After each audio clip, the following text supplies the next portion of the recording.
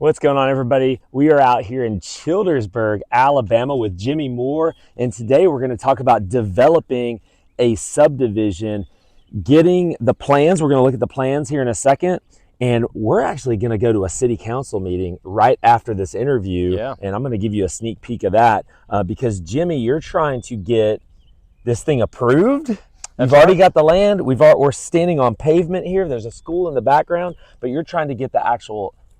Tell me what you're trying to get approved with the city council meeting. Yeah, so the stage we're at right now, we're in Childersburg at Griffin Creek, which is a residential development, and we're at the final stage. So we're weeks away from closing. We've got a national builder that's buying this from me, but we've got to get final plat, which is the most important and the final step. So that's basically the city council, the building inspector, the city engineer, reviewing everything and agreeing that we built it to their spec. They sign off on it, we can get final plat and move forward.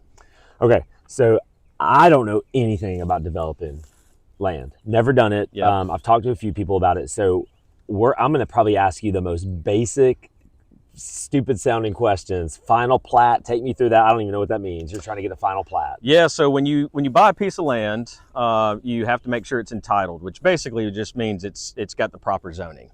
So you can take raw dirt through entitlement, then you get entitlement, you got to take it through your preliminary plat, which is your conception, your design, what you say you're going to do. Then once you do what you say you're going to do, then that's when you get your engineer to come back out, all the other parties to certify everything, measure everything. You got to start getting the city involved, the county involved. Everybody has a signature line on the plat saying that they certify you did what you were supposed to do, and then your final plat gets recorded in the county of your project, and that's what kind of goes into the history books as, hey, this is a recorded neighborhood, and that's the step we're at right now. So what I'm hoping to do in this council meeting is get our final plat, which I've been in conversation with the city and all the parties, expect that to happen. Then tomorrow I'll go down to the probate office at the county, get it recorded, and that's it. So to get the final plat, that means you've already been in front of the city council probably numerous times, I would suspect. And so they've already approved it every step of the way. That's right. So there's no reason, as long as you, like you said, you've done everything that you're supposed to do, there's no reason why they wouldn't approve it. That's right. Okay. Yeah. So where we're at right now, I feel very confident in getting this. It's just the final step in the process. Yeah, take one little baby step towards me. Okay. Okay, so take us through the very beginning, Jimmy. We drove out here. We're a little bit off of 280. We're a few miles off of 280, a couple miles. That's right. Yeah, probably about a mile and a quarter off Highway 280 in Childersburg. And we drove through. You had made a comment as we were driving through. We drove through where there's a brand new subdivision that had just gone up. Tell me about that comment that you had made about you hadn't seen anything out here when you guys first decided to purchase this land. Yeah, so when I first decided to purchase this tract of land, it's 20 acres, there was absolutely zero data for not only the city of Childersburg, but kind of the surrounding area. You've got a couple of municipalities on either end that had growth. And so the reason for me moving forward and buying this was an intuition that it's going to continue growing and closing that gap. I had a couple different plays on this piece of land. What I ended up doing was my highest and best use of this land, so it worked out great. But I had kind of a fallback plan on a mobile home park or estate lots, kind of a barn dominium community. So I had a plan B and a plan C. But plan A ended up working out great. And about the time that I purchased this, Roush Coleman, a few other national builders started buying some tracts around me. They moved a little bit faster than me, which worked out really good because momentum breeds momentum. And so, yeah, you do have to worry about absorption and them taking buyers, but the fact that I've sold this to just one national builder doesn't necessarily handicap me on that. And it's proving to the buyer that's building out here that there's a demand. Yeah. So it's actually kind of full circle working in our favor. Okay, so you are not going to be doing the actual building of the homes, but roads are in, utilities are in, I can see. That's so right. You've had to do, I feel like that's the hard That's the hard part. How long does that take? Yeah, so I would say this project, this was my first full development start to finish, raw land through what you're seeing today. I will have close to 24 months in this. Yeah. My next project, I feel confident I can do it in half the time, Mm-hmm. just because of knowing what I know now. Mm-hmm. I did not know. I mean, you're saying you don't know anything about development. I didn't either when I bought this. I just had to figure it out. I had to learn. I had to ask people. I had to just go to meetings, and I just knew putting, one foot in front of the other, going to the next step. So knowing what I know now, I feel like I could have cut this project in half.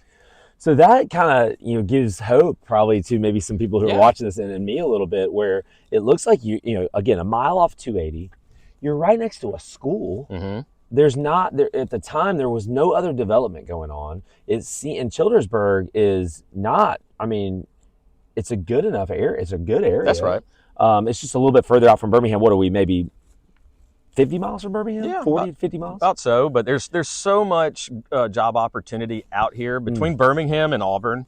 I mean, it's just the manufacturing jobs. I mean, the logistics. I mean, there's a lot of job growth. So really, I don't see anyone that's going to live out here. I would say a very small percentage of those folks actually even need to go to Birmingham, maybe for healthcare, things like that. But as far as, family and jobs, there is just enough out here to create that ecosystem. So you found this land. It looked attractive to you. You went ahead and bought it. Your first plan, just, hey, I'm going to try to build a subdivision. I'm going to try to develop this. What gave you the confidence to be able to maybe think about doing something like that? I would say I don't I don't know if I had the confidence other than just my belief in myself that I can figure it out. Worst case scenario, I make some mistakes and learn from it. So that was really kind of my mindset. At that time, which we still do to this day, we were building single family homes on scattered lots. And occasionally I would find a 1 acre piece, a 2 acre piece that I would go and subdivide it into maybe 3 lots or 6 lots. So I had the knowledge of what it was like to buy maybe a 2 acre piece and subdivide that into 5 lots. Well, how different is that than buying 20 acres and subdividing into 68 lots? So to me, the mechanics of it were the same. It's just the scale was different. So I felt like maybe that was what gave me the confidence that I at least knew how. If I can make 5 lots out of 2 acres, surely I know how to make 70 lots out of 20. And at what point did you know you had to go before a city council? Like, what was that like in the very beginning? Was it a little scary? You don't know the mayor. You don't know the city council people. So yeah, how'd that go? So I knew that was part of the process because, again, even if I'm doing a 2 acre subdivide in any municipality, it's the same process.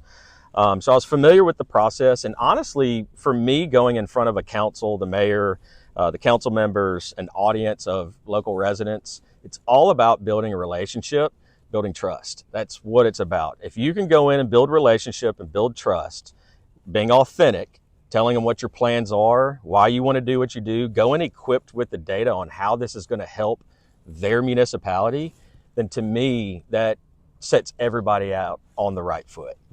So that's really my mentality, is building relationships, earning trust, building trust. And earning trust by doing what you say you're going to do, right. I would assume. Yeah, and if something happens, because ultimately something's always going to happen on a project, communication is everything.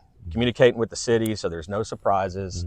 But yeah, it went in front of them, stated what I wanted to do. I always kind of check their response. It's kind of checking the appetite or the temperature of the council. There's some municipalities that their appetite and their temperament's a lot different than others.